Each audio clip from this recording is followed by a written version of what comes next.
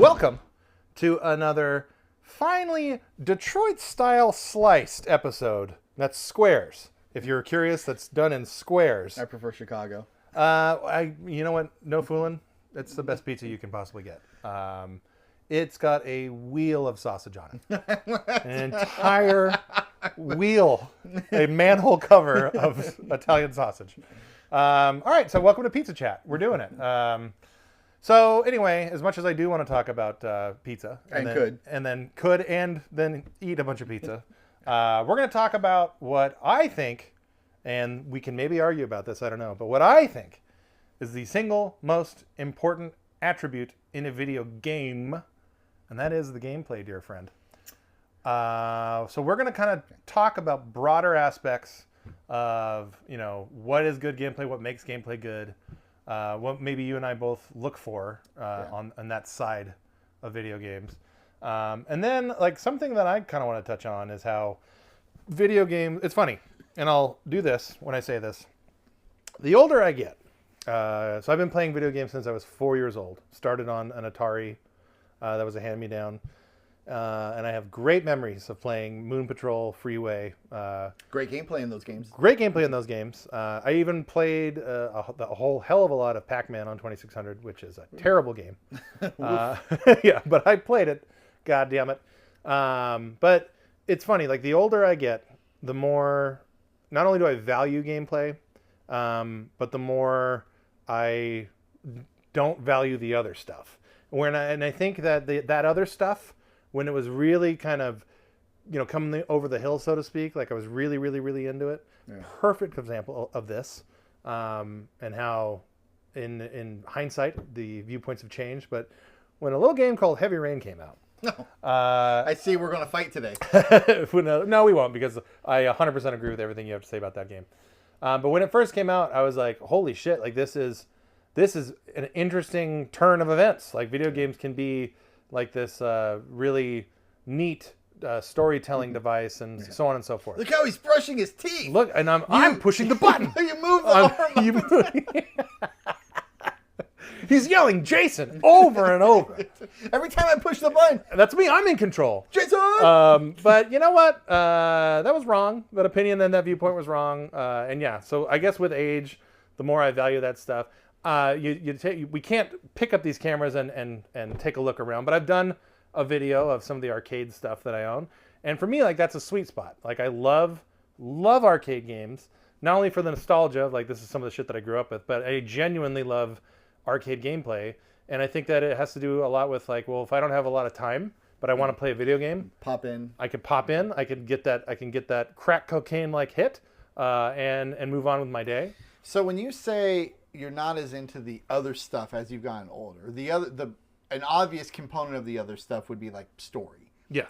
But is there... Well, not limited, not just... I'm talking the whole deal. Okay, so that's the follow-up question, which is what is the other stuff? Okay, so for me, I play a wide variety of video games, like from a wide variety of generations up until like we just recently did an episode about the Elden Ring DLC, which like just came out. And I love it, and the second you leave, I'm playing it. Now get out!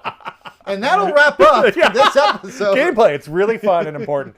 But like for me, like I graphics aren't a big deal to me at all. I can sit there. I'll say this, and I really genuinely mean this. You give me Street Fighter 3 Third Strike, give me Mark of the Wolves. Some like, and these are they happen to be fighting Metal Slug. Give me Metal Slug 3, right? Okay. These are like the peak of pixel-based, like hand-done traditional 2D graphics. Yeah, yeah. I vastly prefer that kind of stuff in terms of like the visual style and like what makes my happy wheels in my brain turn from like an aesthetically appealing thing. I'll take that every single day over Hellblade 2's graphics, or like some like the Resident Evil 4 remakes graphics. Like I'm not shitting on that stuff either. Like that stuff can absolutely razzle and dazzle me. Like I just like anyone else, like I buy the new systems when they come out, and a big part of that appeal is like seeing what the latest and greatest graphics are. But the older I get, the more value I see in in artistic style, and also done in that way. So like I don't need to be. It's not that important to me, and as I age, it's getting less and less and less important. Story, graphics. Yeah. Okay. All of it, like music, all that stuff. Wow. The thing, the constant, and music in particular. What I mean by that is like, if I'm playing like an MSX game, which I do frequently, like I'm not going to turn the volume down. Like I'll listen to the bloops and the bleeps, and it's like okay. Now, it's not deicide, so like I'll probably rather listen to that in headphones or something. Right. But like it's not that big of an appeal, or I should say it's not as big to me anymore as it used to be. Same thing with graphics and story and all that other stuff. But what has like all the through line between me being a 4-year-old and playing video games for the first time to being a 40-year-old and playing video games is like the main hobby that I enjoy. The thing that like I have always valued and with time have grown to value even more is gameplay. And that's why, I always gesture to my shelf of Switch games. Like from there to all the way over there, those are all Nintendo first party games. And that's the company that kind of understands this philosophy, I think, better than most. They've committed to it, yeah. Doubled and tripled down on it in many ways. And it's been more or less like a runaway train of success. Yeah. Well, I mean, the gameplay plus just the incredible power of the incredible brands that they spent several decades cultivating. But would you let me ask you this? Do you think that hold on. It was just this cable, and I'll ask you this again. Well, then let me ask you this: do you think that Nintendo's strength in their brands? Would you agree or disagree with that statement? Those brands are that strong because the gameplay behind those brands is what it is. Go. Well, you have to agree.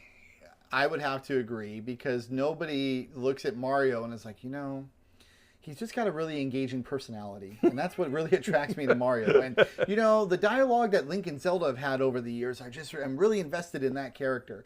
It's like, no, you love these characters because you love the games that they're in, and you love the games that they're in on Nintendo because of the wonderful gameplay that comes with them. Nintendo is not like Martin Scorsese level cinema with their storytelling devices. They are all about gameplay. Right. And that's great because I have a Switch and I love Nintendo as well.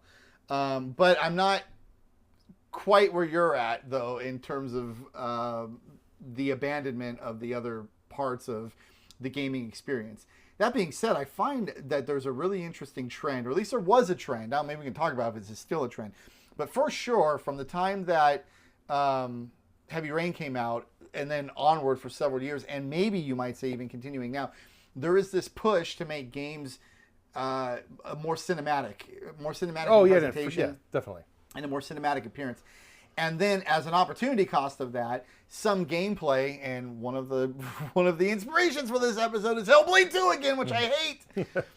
One of the byproducts of that, the opportunity cost of making a more cinematic experience, is you pull back on on gameplay. Yeah. And you do that so that you prevent the player from deviating from the experience that you direct, want them to have. You direct more of the experience that the player is supposed to have. Yes, and the arrogance in doing that is that you're taking agency away from the player, and then the player ends up having a worse experience overall than with a game like, and it's so funny that Hellblade 2 came out right around the same time that Hades 2 came out, which is an entirely gameplay-based game. There's some story in Hades 2, but you're playing that game and you're playing it for the gameplay. And the gameplay is wonderful. And it's an early access game. And it's better than Hellblade 2, despite not having the graphics and despite not having the presentation. It's just because of the gameplay is better. So gameplay has taken it. There's been like a reduced emphasis on it in recent years. Yeah. And I think that that's a mistake because the developers that are creating games, including high budget games that have gameplay focus, where the gameplay is good, just the gameplay alone can really carry you. Oh yeah. So actually, I'll sum it up by saying, if you have a game with no gameplay or weak gameplay and a great story, it might be okay. But if you have a game with spectacular gameplay and almost no story, that game can win Game of the Year. That game can also go on to sell millions and millions. I mean, again, going back to the Nintendo example, and it's Miyamoto's whole deal. Like Shigeru Miyamoto is the guy that was basically said like, hey, the most important thing about video games is gameplay. And you can make the argument that it is, sometimes to their detriment. If you want to, I guess. I won't make that argument because I'm here sitting on the gameplay side of the table. Yeah. But they just look at the numbers. Like going back to NES and everything in between up to the Switch, like they're right. Yeah. The Switch is like nipping at the heels of the PlayStation 2 in terms of like overall console sales of all time. 50 million last I checked. Yeah. And obviously the majority of the software that's sold on that thing is Nintendo stuff. So it's like they do understand that. And to your point about like how there has been that push started, I think, in earnest. It started in the PS2 era because it was like, okay, now developers have these tools that they can like actually kind of go for it and like make compelling like emotional stories and like show like reaction on faces, because you got to remember like on PS1, Saturn, and 64, like the first 3D thing, like faces were just like these really crummy textures on polygons, square blocks. And I remember like looking at Half-Life 1, the I forgot the Agent Smith guy or whatever, and Half-Life 1 is just, it's literally like a square face with just a couple eyes. Well, I remember for me, Shenmue, like you could actually see like eyes moving and eyebrows going up and down, mouths moving. Like that was not a thing that happened much. The original Half-Life did have some of that. Shenmue was the next step in that. And then the PS2, which is literally some of the marketing on the PS2's like chipset was literally called the Emotion Engine. Yeah. And it was about that. But so the seed was planted there, and then in the 360 PS3 era is when it really started to kind of like bloom out and flourish. And then that kind of goes hand in hand with like the rise of indie games and all that stuff all kind of happened at the same time. But I think you mentioned something earlier about big budget games and how like they've kind of like lost the plot when it comes to telling like realistic cinematic stories. Yeah. And like it is a non-insignificant part of the problem that the entire video game industry is facing right now. Oh yeah. Is just like these bloated budgets of trying to do this one thing. And if this offends anyone, I'm sorry, because we don't know every single person that watches this show, and there are dozens of you. But like, if you're a person that makes video games and like you disagree with, like, you think that video games are the way to tell a story, like, that's cool, that's your opinion, but I vehemently disagree with it, because I do think that if I, a consumer of media, want to have a wonderful story told to me, I have so many other options that are so much better than what video games have thus far presented to me. And that's not to say, like, I probably have said this on the show like 60 times. Like, there are video game stories that I like, that I go like, yeah, that was really cool, that was really effective. I want to call you out on this a little bit. What is your favorite story in a video game ever? I want to see where you're at on this. Metal Gear Solid.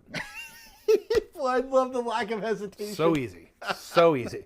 The whole thing. Metal Gear Solid 1, 2, 3, 4, not 5. And the reason why not 5 is because you could tell, like, Kojima and Konami were button heads. The game has the best gameplay of the whole deal, but what's lacking is like the story, and you can see where like there were just shit that just couldn't get done in time. And who knows if he being Kojima was given like another 5 years to flesh that game out, like who knows what the fuck it could have been. But the two major mistakes in my opinion on that game was paying Kiefer Sutherland like $40 million to record 2 minutes of dialogue. That was a big whopper of a mistake. Should never have been done, and it pissed off like long-term Metal Gear fans like me. And then whatever caused all that friction, and I suspect that the friction came from Konami, which like Konami's issues are Konami's issues. Like they haven't been doing great video game business for quite a while.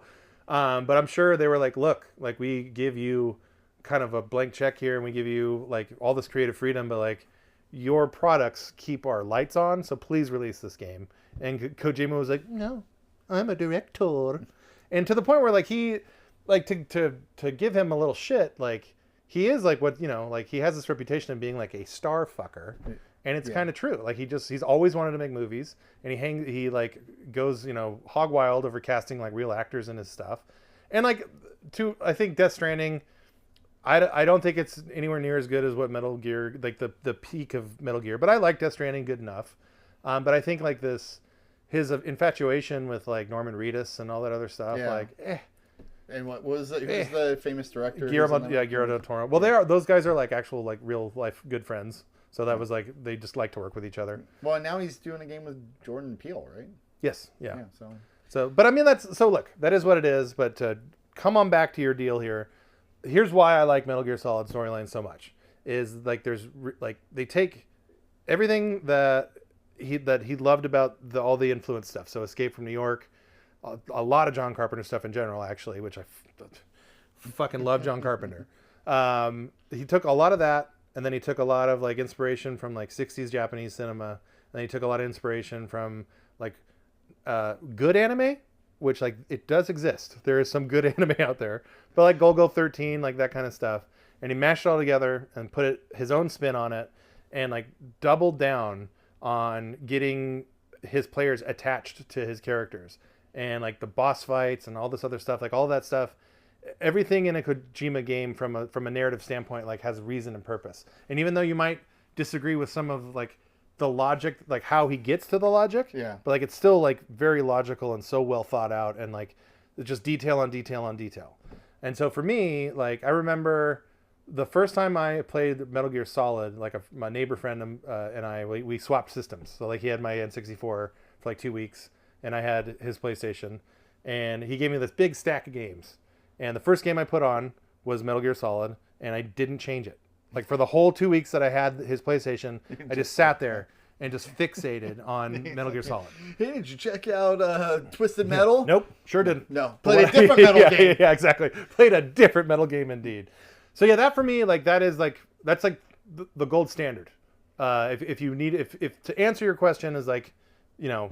What's some of the tippy top for me? It's Metal Gear Solid, because it's outsidery, it's very authentic, it's very unique to itself, but then also like you can kind of see its influences. It kind of wears it on its sleeve, and it's just really like thoughtfully well done. So then the follow-up question would then be, and we did a whole episode on Death Stranding and Kojima, so go watch that for a more extended dialogue about this. But when you consider Metal Gear Solid and you think about how you felt while playing that game, and you're thinking about how it's the best story as described by you ever, and whatever gameplay elements there are, and then you advance forward to Death Stranding, where it's Kojima, it's his baby, he's an auteur, his story, his world building, and his gameplay. Is there a through line there that makes you comfortable with the direction that at least he's going, or are there signs of concern that maybe he's falling into the more cinematic presentation, less gameplay trap? Signs of concern. I didn't know how you would answer. Yeah, and it's because like I think so. Take Metal Gear Solid 3 as like that's the in my opinion and many other people's opinion, it's the best Metal Gear game. And there's a very clear reason why they're remaking that one, because it's going to sell. And by the way, I just learned this not that long ago. They showed I think it was on the Xbox showcase where they showed more footage of, they call it Metal Gear Solid Delta. Yeah. And I was like, holy shit, Dave Hayter's back as the voice of Snake. Well, it's because they just took the vocal tracks from the original game and just plugged it right in. Really? Yeah. So there's no re-recorded stuff or anything, which is good. And here's the thing. This is probably something that you and I would disagree on had you played these games, or maybe you'll eventually play that one.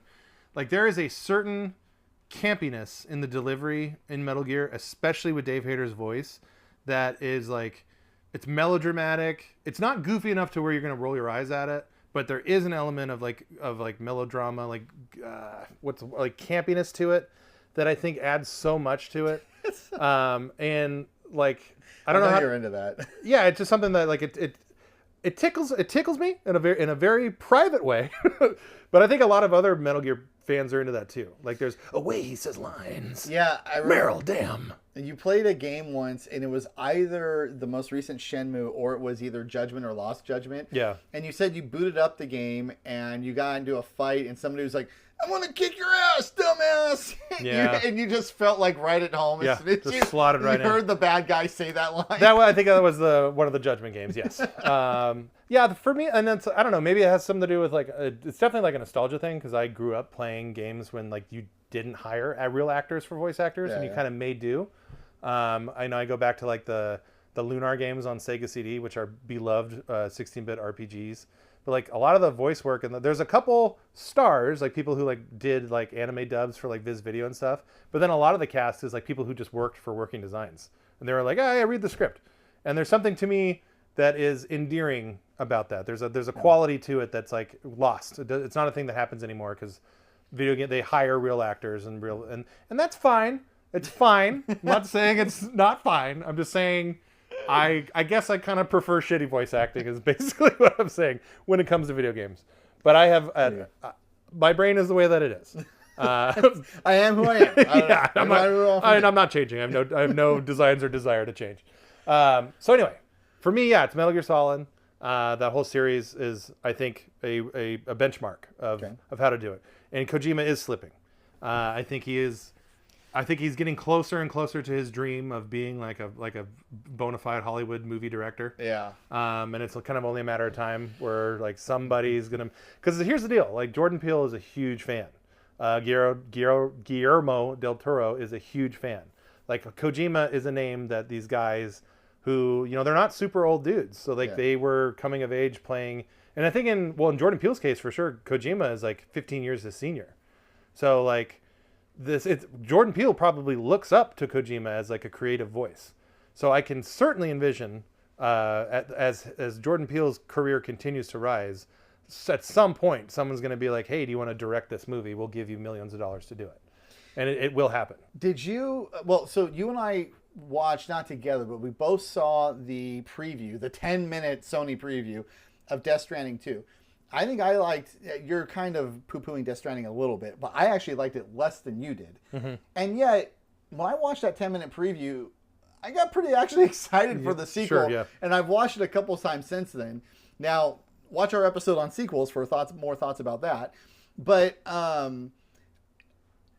really hope that because we used the word campy, which made me sort of think of it, and that what we saw in the trailer for that sequel, they're doing like some weird stuff. Mm-hmm. There's like a guitar battle, I guess, guitar lightning bolts from a dead guy. From Absolutely, the there is. And I know that's like just right in your wheelhouse. So I hope we'll obviously do an episode on this when the game actually comes out. But I have high hopes for the sequel, even though I didn't really like the original. But keeping with the theme of the show, I really hope that they doesn't back away from gameplay anymore, because that's a really important part of enjoying the games that he makes. And when you have an auteur who sees themselves as an artist and wants to convey an artistic expression into the world, it's almost like there's an instinct to pull back on the amount of control that you're giving the player. That's right. Because you want to just shove your artistic vision into them as much as you can. I think so. Death Stranding 2. Okay, let's take just regular Death Stranding. As it is, I definitely have issues with it. I didn't hate the experience, but it was being like a total like Metal Gear Solid nut. Like I can't sit here and lie and say I wasn't disappointed with like the end result. But I think if you took a little bit more from the Metal Gear camp. And I don't mean specifically just like campiness camp, but I mean like take more inspiration from Metal Gear. So for example, give me more and more unique and interesting boss fights, combat in general. Or combat in general. Yeah, give me more combat in general. But like some of the stuff that is that's there and innovative about Death Stranding, like the asymmetric online stuff, like everyone working together to build out the world together. The weirdness, leave all the weirdness. Please leave all the weirdness in. If anything, double down. And double down, make it weirder. That's great. But like that's to me the thing that was missing from Death Stranding, and it's sorely missing, is the gameplay. So, and that's why Metal Gear is so fucking good. Is like it has all this weird shit and all this interesting like intrigue and like personality on personality, and then it's just like mashed into this like really well done stealth action game. And I happen to love, I know a lot of people shit on stealth action, like especially the stealth part of the stealth action. Yeah. I can't get enough of that. Like I love methodically going super duper slow and trying to not get caught. The Deus Ex games, you can shoot everybody or you can be sneaky. Yeah. Lock and load, baby. Not me. I will sneak and tranquilize all day long because it's just more satisfying to me. In quick little bird walk, but it's gameplay related. So in Metal Gear Solid 2, Like there's this whole bait and switch that people like to this day are upset about. But before that happens, you play as fucking Solid Snake, and you're like this is the first time you see him all done up in PS2 graphics, and it's amazing. So then you're on this tanker, and at the end of you get down to like the last little part of the tanker, and you are sneaking into this big room, and there's all these soldiers out on the ground, and they're listening to a guy give a speech. Yeah. You can sneak behind these guys, and one by one tranquilize them until you bog the game down. Like, because when you tranquilize someone, you get like these cute little cartoon like Z's, like they're sleeping. Yeah. And if you do everyone in the room, like it bogs the PS2 down because there's so many of these little ZZs. Frame rate goes to 10. Yeah, that goes to shit because of it. And it's like the fact that that's a thing that you can do is like, yeah, I'm in. Like I'm all the way in. So wait, by the end of it, is the guy like giving a speech to like no one? An empty room? Yeah, to a room of drug addicts that have all passed out. It's wonderful. But yeah, it's like those little things that are in his games, and they're all gameplay stuff. Like in Metal Gear Solid 3, like changing your camouflage to like better address the situation that you're in. Like a complaint about it is like, well, you spend like more than half of the game in these camouflage menus, which is true. But it's not a problem if you like being in video game menus and like just like Death Stranding, like perfecting to like the percentage point. Like, love it. Yeah, exactly. Love it. I love that shit too. And that is it's a different flavor of gameplay, but it's still kind of it's strategic. So it's like it's gameplay nonetheless. So anyway, a bit of a bird walk there, but Death Stranding 2, in order for it to be a better game, I think really all it needs to do is just have more gameplay and more thoughtful gameplay while we're at it. All right. So then the next thing I wanted to ask you then is I don't know if you can do, and I am kind of putting you on the spot here, but if you think back to your long history of video games, do you remember a couple examples, a couple times when you sat down and you played a game and there was a gameplay innovation that just literally blew your mind? Mm-hmm. Like, I cannot believe that this game is doing this in this way. That's so cool. It's so fun. It's so interesting. It's so innovative, or whatever that is. I've got at least one or two that I can think of, but I want to know what you think. Okay, so for me, we just did a whole big episode about Elden Ring, but that for sure, like the whole Souls concept of what you do in a game. Yeah, Souls-like. Yeah, the genre creating. It literally created a genre. So that's the one that immediately just shoots to the top of my brain. Not only because it's modern, but because it appealed to me so much. Like it's such a cool hook. Like to give you more skin in the game and to make you like really think more pensively about how you're playing and like giving you stakes. That's something that I think in modern games like was almost like totally lost. And then 2009 Demon's Souls comes out and it's like, no, it's not lost. We found it and we're going to blast it in your face. Yeah. That one for sure. I think in, I love RPGs in, Xenoblade, the series on Switch. Well, it started on the Wii, but like pretty much all the games are now on Switch. Like that battling system I think is really, really unique. And it actually takes a lot of influence from MMOs. Which is weird because I don't like MMOs at all. But like the battling is done where it's like everything's automatic. So like you're auto striking enemies and all this stuff. The only thing that you have control over is like what spells you're gonna do, and then the fact that all the characters kind of work together and then you string along these like combos, I thought was really innovative for a battling system. And I can't think of another modern RPG that does a more unique and like engaging battle system than the Xenoblade series. Is one of the reasons why I'm such a big fan of it and have devoted a couple hundred hours into that series. And it's because of the battling. Because the story, I'm gonna tell you, I'm like, well, who gives a shit? Like it's just anime. It's not bad, but it's anime. It's just anime stuff. It's like when we play Pikmin 4. It's like, what is this story? Yeah. I don't know. Skip. Yeah. Oh man. So okay, we played Diablo 4. I'll share this with the fine people out there. We played Diablo 4. Myself and the good prince, we just want to smash things with friends. Yeah. And my main man here is very, very invested in Diablo and Blizzard and all that stuff. And so like we have to yell at him a little bit to be like, no, we're not doing side quests. Stop it. And Robby, stop it. I've duped you into doing 10 side quests, hours of side quest content. I think this is the way to go, Brian. I think we got to go that blue part. Follow that blue part. Definitely. That's the main quest. The main objective. Not that yellow one that says main quest. It's definitely this blue one. And the worst part is we fell for it. And we let it happen. We let it happen to us. Just follow me. Follow me. We're getting through the game, Blind guys. trust. Blind trust. Always a mistake. I've never let you down before. Yeah. Wonderful. The other one that I would say is in terms of like something that really blew me away in terms of strictly just gameplay would be, I mean, Katamari for sure. It's a good because it's just like really good example. Taking something that you would never like. I don't even know how you think of something like that, but he did obviously, and he being the Katamari guy, I can't remember his name. There's another game that he did for the PS3 that I don't think has been.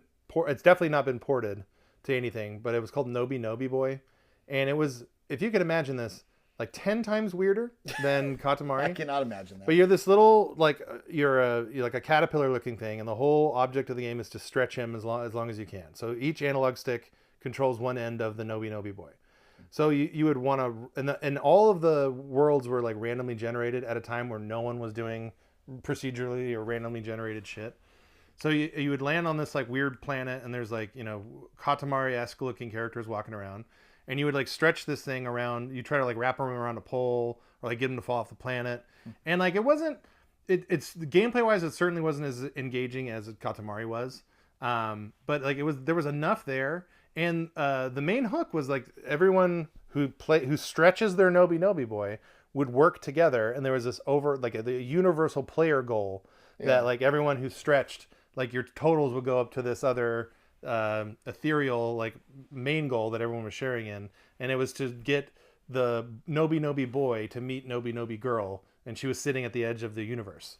And so you would just stretch this thing for tons and tons of feet, and then when they finally did it, and it happened like 4 or 5 years after the game came out, it was literally like, congratulations, you did it. It's like, I don't think you ever thought anyone was going to do this. And the 4 people who are still playing. Yeah, exactly. Hooray! And I had tapped out by that point because the gameplay wasn't engaging enough. But I had read online that it happened, and then I jumped back into the game to see it myself. And then because they did, like, if you played it at all, like you would get to see like the last little part of it. Yeah. And it felt pretty good. It was like, yeah, I contributed to that. I stretched out that Nobi Nobi Boy. That reminds me of our friend Peter Molyneux, the Break the Cube game. Yeah. That he thought would be more popular than it actually was. Yes. It turns out nobody actually wants to break this cube. So we're going to increase the rate that your individual clicks break the cube by a factor of 100 so that we can actually get to the end of somebody breaking the cube. Yep. So yeah, it turns out gameplay matters a little bit. Another one that I'll just throw in here quickly, but it's a game that you and I have played together. I have taken your money from this game, but it's going back to arcade games, it's an older arcade game, and it's Windjammers. Like Windjammers takes Pong and adds fighting game mechanics to it. So fun. And it becomes like one of the most fun things you'll ever do ever. And it was so in like the mid 20-teens, like it got this new life on the internet because of Giant Bomb playing it and like kind of showing the world how great this like kind of unknown hidden gem of a game was. And it led up to a couple years ago they released the Windjammers 2. Played it. It's pretty good. Yeah. It's nowhere near as good as the original one because they adding the jump kind of it changed it a little bit. It just doesn't feel. It doesn't feel. Yeah. Well, the first one feels perfect. Yeah, and to me, like Windjammers 2 feels like exactly what it is, which is like it's a game made by fans of Windjammers, and it has like that fan fiction kind of feel to it. Yeah. But it came out on Game Pass, so obviously playing it. You have to. But that's another one too, where it's like just boiling something down to like its simplest thing, like literally the first video game, Pong. Yeah. First, Computer Space. Special shout out to Computer Space. Nobody was going to call you out on that, Brian. The correction was not. It was important that it had to be done. But yeah, you take Pong, the first commercial video game, and then you add just enough coat of paint on there, and make something that like, I mean, I've been playing that game for like 30 years. I'll play that game right now and have the time of my life.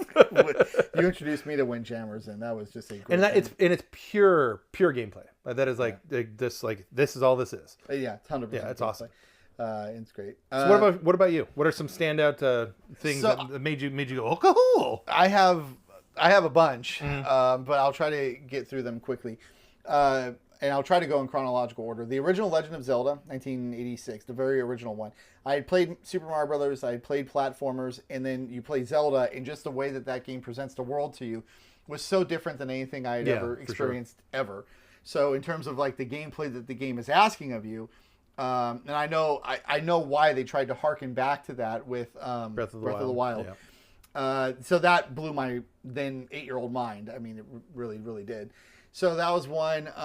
Warcraft 2 for RTS games. I know it's not the first RTS, but the gimmick of base building and doing competitive games against PvP games against other players and like building an army and sending them over there, and then the strategic element to it, that definitely blew my mind at the time. Half-Life, so now we're in 1998.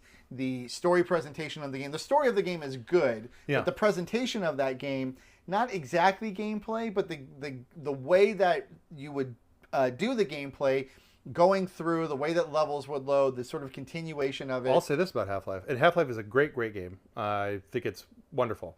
But Half-Life is patient zero for a directed game.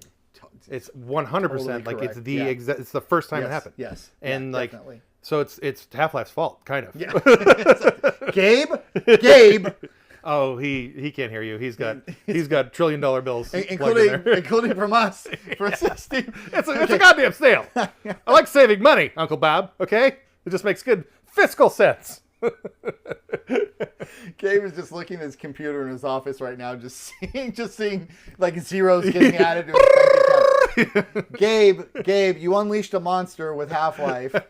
We would like you to take that back, please. Gameplay in that game is great, though, unfortunately, but you're 100% correct. First directed game, definitely. Okay, so then 2003, Prince of Persia: Sands of Time came out, and that had the rewind mechanic. Yeah. And it also had spectacular level design with wall walking that you would do to traverse. Yes. And there was a remake of that game that's been in the works for like 3 years. It was supposed to come out 2 years ago. They had to reboot the reboot. And I'm really, really looking forward to it. I want nothing more than to go back and You know that they re-released Beyond Good and Evil again? Yeah, 20th anniversary. So they have re-released Beyond Good and Evil 2 times. Yeah. And still they're saying Beyond Good and Evil 2 is coming. And still I am huffing that copium because I cannot wait for that game. It's never going to come out. The original guy behind the game has not been with the developer now for 6 years, I think, and they're still making the game. I do that's actually another, so like that game right there, Beyond Good and Evil, like that's a pretty innovative game right there. It's like what if Legend of Zelda had pictures? Yeah. What if you could take pictures in a Zelda game? And that was a really fun thing. It's genuinely awesome. And I would love to play 2 as well. At this point it's like, come on.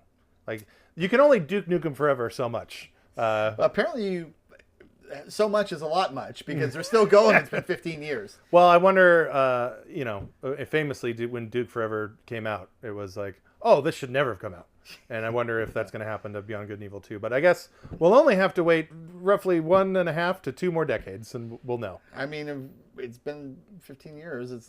You have to be like halfway through development. But I guess Star Citizen has like been in development for 10 years, and we're not even out of. That's a criminal enterprise. That's different. It's a different, totally different thing.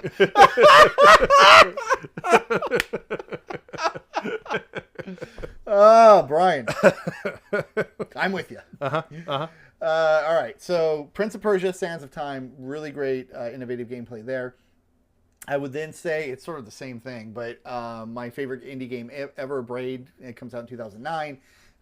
Same time rewind mechanic, but it also felt very innovative the way that the gameplay interacted with the environment. And by the way, because we did an indie episode, I went back and they just released a 10th anniversary version of Braid, and I bought it and I played it, and it made me feel so much better about the praise that I sang for Braid on the indie show, because I had said, well, it's my favorite indie game ever, but I played it at the time. Maybe it didn't age that well. Maybe I wouldn't say the same thing now. No, it's still absolutely fantastic. So that holds up. Okay, so then after Braid, Portal, of course. Yeah. And Portal is such a really good example of like the importance of gameplay, because that was legit gameplay innovation. Like, when you saw the trailer for that game, like, oh, you would do one theater and you can go from one to the other. That was really blew minds at the time. Well, I remember seeing what's her name? The Shell, yeah. I remember seeing her model in the other portal for the first time and being like, wow, that's pretty badass. And doing the stuff with momentum where you fall and you like. Portal's a great example because that's another one too where it's like I mean the puzzle designs are really thoughtful and well done. But what the star of that show is the gameplay for sure. Yeah, and when it happened, it felt like nothing you had seen before. Yeah, it was genuinely like this is coming from nowhere. Yeah, it was. That one was really, really fantastic. And then the last example that I'll give is Slay the Spire, because it introduced basically PvE card battle or card deck building. Deck builder, games. And that is now almost as pervasive a genre as roguelikes and Soulsborne games. Yeah, it's absolutely right there. Yeah, and I would put some roguelikes in there, except the original Rogue game predates me playing video games. Yeah, Rogue is older than both of us. Yeah, so I can't say that I played. My first roguelike was like 5 years ago. It was way after everybody, including you, had played them. Otherwise, I'm sure I would list one of those. But all those other games I played when they were current, and it felt like you're playing like something really, really innovative for the first 100% for the first time. And special shout out to Time Killers for having a head button where you can just cut some dude's head off. And you got my quarters, Time Killers. You're a terrible video game, but I love you with all my heart. I was having those arguments. Oh God, what was it like? It was 8th grade, I think. What year did Time Killers come out? 92. Off the top of your head. Yeah. So it was technically 7th grade when it came out, but by the time it got on my radar, it was 8th grade. And I remember this was like what a wonderful middle school experience to be at lunch with your friends. There's a game called Time Killers, and you can actually dismember people. You can cut a dude's head off in the beginning, and right in the beginning of a fight. And it's like you don't even care what the gameplay is. You don't at all. That's just a thing I can do. Yeah. Where is the arcade so I can not buy lunch, starve myself all day, and then take this lunch money and go experience it? It was at Brunswick Bowling in beautiful Murrieta, California. Damn it, Brian. Yes. Okay. So as we wind her down here, final thoughts on gameplay. I'll go first, and then I'll give you the wrap up. All right. Look, man. I like video games. All right, that's the thing about me, and it's like sometimes like I wish I didn't like them so much, so I could do other things. But that's a separate talk for a separate day. But the main reason why I play video games is to play them. Is the gameplay stuff. I'll never understand. I know it's super popular. I know that we've been asked to do it, and maybe one day we'll do it. But like, I'll never watch someone play a video game. I hate that shit. Like, I don't understand it at all because you're taking away the thing that I want. I want to play the game. Yeah. I want to control the dude. I want to get the high score, so on and so forth. So yeah, for me, like, if that element was removed from, if every single game was a Hellblade 2, I'll see myself out. Thank you very much. Because that's why I'm here. I want to feel the fun, or I want to feel the fun stress of playing a video game. And I will die on that hill, but don't test me because I don't want to die today. So that's my final thought on gameplay. What about you, Uncle Bob? I consider myself to be a true believer when it comes to the holistic experience of video games. So you can give me a video game that has just a great story and minimal gameplay, but I would much prefer a game that has great gameplay and minimal story if I have to pick between those two options. A lot of times you don't have to pick between those two options. So God of War Ragnarok has a great story and also great gameplay. It's really, really fun. I really, really enjoy that. The Last of Us 2 has fun gameplay and a fun story. So you try to get both to where you can get it. But I love my Nintendo games. Not a lot of story there. Tons and tons of gameplay. I do share your concerns a little bit about games going more in the cinematic direction. I have nothing but fury for Hellblade 2. I've been pretty outspoken about that because there's a lack of gameplay. So I certainly, like you and I, have a meeting of the minds, at least with that example. But I wouldn't say, though, that as I get older, I care about the other things less. But you're always looking at gameplay. When I play, and this contrast is so important, so I'll reiterate it again. When I play Hades 2, right after playing Hellblade 2, and one has great graphics and no gameplay, and the other one has average to below average graphics and great gameplay, and I'm having an infinitely better time with the gameplay game than I am with the story game, the graphics game, then it kind of reiterates the point that you're making, which is like, hey, this medium of video games, this is not books. This is not art, or this is not art like on a canvas. Yeah. And it's not movies where something is just being fed to you. It's interactive, and the value of something that's interactive is you actually have to interact with it. Yeah. So let's not forget about that, game developers. Keep the emphasis on gameplay. You can scale down those budgets a little bit. Yeah. We don't need to see like every blade of grass rendered on screen. If you can just give us really great gameplay instead, and just focus back on the gameplay, because that's what got us to this point. If that's the trade, I'm more than willing to make that trade. And there's definitely a sweet spot. Like in a perfect world, like I would have like a cool, engaging story, and I would have really, really good gameplay. If you can give that to me all day, that's great. But I just don't think it's like a possibility. Like it's not, because it's just not. Like I think that the best storytellers don't work in this medium. They work in other mediums. Of course, I mean, that's the way it's going to be. Yeah. So, well, hey, what are you going to do? Yeah. What are you going to do? Hope for better gameplay and probably not get it. Fuck. Okay. Well, anyway, that's been this one. That's gameplay talk. It's something that like I could sit here and talk about it for, multiple volumes of episodes. What I love about this is it's the third episode that we've done almost, not quite consecutively, but almost consecutively, that gives me the chance to talk about how much I hate Hellblade. Yeah. So thank you for that. One thing that you don't want to be, and that's being proven wrong or let down, or both. And Hellblade 2 did that to you. And when that happens, the world needs to hear about it. Exactly. A lot. And we're happy to be that outlet here for you. So like, subscribe, leave comments. We're on Spotify. Give us a 5-star review. Tell your friends about the show. Do all that good shit, man. This is great content. Don't you guys out there think this is great content? Don't you also hate Hellblade? You hate it. You hate it so hard. Let's do a gameplay gentleman's handshake. Oh, that's it. Yeah, exactly like this. Beep, boop, beep, boop. There it is. Perfect. We are grown men.